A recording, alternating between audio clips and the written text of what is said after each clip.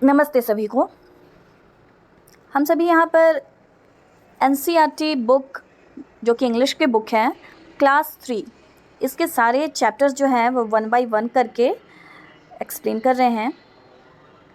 और इसी सीरीज़ में नेक्स्ट जो हमारा पोम है वो है सी सॉन्ग, समुद्र का गाना, या कह सकते हैं समुद्री गाना। सी का मतलब आप सभी को पता होगा, सी का मतलब होता है समुद्र, सॉन्ग मतलब गाना। ये यूनिट 4 की एक पोम है। इस पोम की शुरुआत जो है वो इस प्रकार से है कि have you ever collected shells. Have you ever collected shells, क्या आपने कभी भी शेल्स को कलेक्ट किया है? Enjoy this poem about a shell that sings. इस पोम को, इस कविता को आप इन्जॉय करें, ठीक है, जिसमें एक शेल के बारे में दिया हुआ है जो कि गाता है। अ शेल दैट सिंग्स, एक शेल जो कि गाता है, ठीक है। तो सबसे पहले हम ये जान लेते हैं कि शेल क्या होता है। देखो बच्चों, ऐसा है कि समुद्री जीव जो होते हैं ना, वो कुछ ऐसा आवरण ओढ़े रखते हैं, या उनकी बॉडी जो होती है, उनका शरीर जो है वो एक ऐसे हार्ड लेयर से ढका रहता है जो कि उनको प्रोटेक्ट करता है, उनकी रक्षा करता है। यही जो लेयर होता है ना, वो शेल कहते हैं, मतलब हम उसे शेल के नाम से जानते हैं। और क्योंकि समुद्री जीव भी आपको पता होगा बहुत टाइप के होते हैं, छोटे बड़े, डिफरेंट पैटर्न वाले, डिफरेंट टाइप वाले, तो उनके शेल भी जो होते हैं वो अलग अलग टाइप के होते हैं। यहाँ पर एक मैंने पिक्चर रखा हुआ है आपके लिए, आप देख सकते हो कि शेल जो है कितनी तरह के होते हैं, उनमें कितने सारे पैटर्न्स हैं, कितने सारे कर्ल्स हैं। कर्ल्स मतलब कि किस प्रकार से वो मुड़े हुए हैं। आप कहते हो ना कि किसी की बाल कर्ली होती है, मतलब घुमावदार होती है, मुड़ी हुई होती है। तो शेल भी जो होते हैं कई प्रकार के होते हैं, और उनमें बहुत ज़्यादा कर्ल होता है, पैटर्न होता है, राइट। और ये शेल क्यों होता है? ताकि उस समुद्री जीव को वो रक्षा प्रदान कर सके, मतलब उसको प्रोटेक्ट कर सके, उसकी रक्षा कर सके। और शेल से आप एक तरह से कह सकते हो कि वो जो पूजा पाठ में हम लोग यूज़ करते हैं शंख, उसको भी शेल कहते हैं, ठीक है। आप देख सकते हो कुछ पिक्चर्स इसमें एज इट इज़ आपके शंख की तरह ही है ना। जैसे कि ये आपका लग रहा है जैसे कि हाँ ये शंख है, ये है कुछ इस तरह से। तो इस तरह के शंख हम अपने घर में भी रखते हैं। क्लियर? आइए तो अब इस पोम को फटाफट पढ़ लेते हैं। I found a shell a curly one. लड़का क्या कहता है? आई फाउंड अ शेल, मुझे एक शेल मिला, शंख मिला। अ कर्ली वन, ऐसा जिसमें बहुत ज़्यादा कर्ल थे, मतलब कि कर्ली वन बहुत घुमा हुआ था, उसमें घुमावदार पैटर्न थे। Lying on the sand, lying on the sand मतलब कहाँ पर उसे मिला? ये पड़ा हुआ, सैंड पर पड़ा हुआ मिला। Lying on the sand, sand पर पड़ा हुआ मिला। I picked it up and took it home. बच्चा क्या कहता है कि मैंने, आई पिक्ड इट, मैंने इसे उठाया।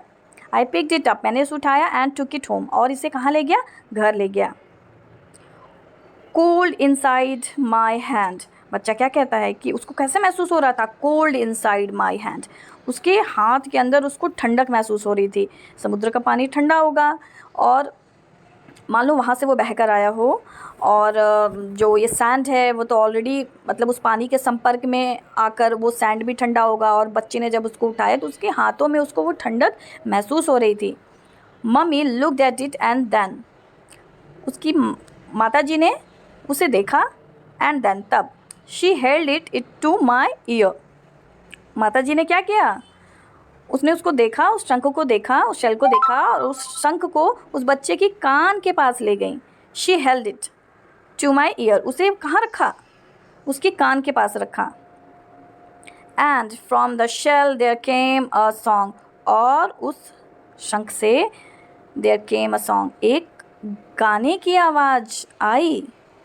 Soft and sweet and clear, soft, sweet and clear, वो गाना कैसा था? सॉफ्ट था, एकदम नरम नरम सा, स्वीट बहुत ही मीठा, और एंड क्लियर बहुत ही साफ। मतलब वो गाना जो था ना बहुत ही मधुर, धीमा और बहुत ही साफ। बच्चे को ये गाना कैसा लगा? बड़ा ही स्वीट लगा, सॉफ्ट लगा और क्लियर लगा। आई वॉज सरप्राइज, बच्चा क्या कहता है? आई वॉज सरप्राइज, मैं तो अचंभित हो गया। सरप्राइज होना मतलब चकित हो जाना, है ना। आई वॉज सरप्राइज, बच्चा कहता है मैं तो चकित हो गया। आई लिसनड हार्ड, मैंने बड़ी मुश्किल से सुना उसे, मतलब बड़ा ध्यान लगा के कि अरे इसमें से कैसी आवाज़ आ रही है, इसमें से गाने की आवाज़ आ रही है। But it was really true, लेकिन लड़का क्या कहता है कि लेकिन सच में इसमें से आवाज़ आ रही थी, बड़ी ही मधुर आवाज़ आ रही थी। I wish you would find a nice big shell, बच्चा क्या कहता है कि मैं ये आशा करता हूँ कि आपको भी एक इसी तरह से प्यारा अच्छा सा शेल मिले, शंख मिले। And hear it singing too, और आप इसे सुनो, इसकी आवाज़ को सुनो, ठीक है। तो भी आप कैसे महसूस करोगे? उस बच्चे की तरह महसूस करोगे, है ना। यहाँ TOO है, इसका मतलब भी, TOO, टू नॉट टू, तो इसका मतलब भी होता है। इस तरह से ये छोटा सा प्यारा सा पोम जो है ख़त्म होती है, ठीक है। और यहाँ पर कुछ न्यू वर्ड्स आपको मिलेंगे। इसके पहले मैं एक बात बताना चाहूँगी, अगर किन्हीं के घर में शंख होगा तो आप उस शंख को ना अपने कान के पास रखना। रियली में आपको उसमें से समुद्र की लहरों की आवाज़ सुनाई देगी। आप जब ध्यान से, बिना मतलब उस जगह सुनना जहाँ पर शोर ना हो रहा हो, आप जब बहुत ज़्यादा ध्यान लगा के सुनोगे ना तो आप क्लियरली ये फाइंड आउट करोगे कि रियली उसमें से तो समुद्र की लहरों की आवाज़ आती है। ये सच में ऐसा है, मैंने भी सुना हुआ है। कुछ न्यू वर्ड्स देख लेते हैं। शेल, जैसा मैंने बताया, शंख, या आप इस तरह से hard covering of sea animals कह सकते हो आप।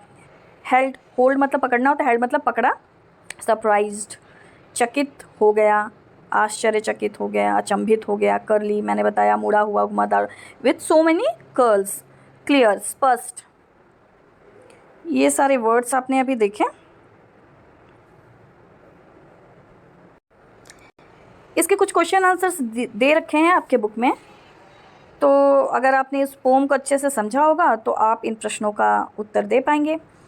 फर्स्ट क्वेश्चन है, where did the child find the sea shell? उस बच्चे को, कौन से बच्चे को? इस पोम वाले बच्चे को शेल कहाँ मिला? तो उस बच्चे को शेल कहाँ मिला था? आपको भी पता है कि उस बच्चे को शेल जो है lying on the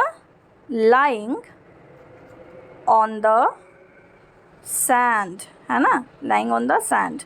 उसे कहाँ मिला था? समुद्र किनारे, बालू पर, रेत पर पड़ा हुआ मिला था, राइट। अगला क्या है? अगला है, what did the child do with the shell? उस बच्चे ने उस शेल के साथ क्या किया? जब उसे मिला तो फिर उसने क्या किया?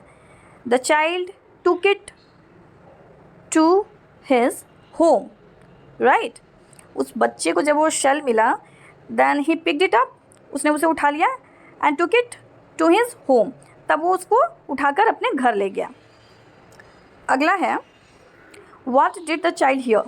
उस बच्चे ने क्या सुना? उस बच्चे ने क्या सुना? He heard a soft, sweet and clear song coming from the shell. आपके पोम में दे रखा है कि soft, sweet and clear voice उसमें से आ रही थी, ठीक है। तो गाने की आवाज़ कैसी थी? सॉफ्ट थी, स्वीट थी एंड क्लियर थी। इन प्रश्नों का उत्तर आप अगर समझ गए होंगे तो आप खुद से भी अपने नोटबुक में ये काम कर सकते हो। चलो आज के लिए इतना ही, मिलते हैं नेक्स्ट स्टोरी या पोम के साथ। Bye bye.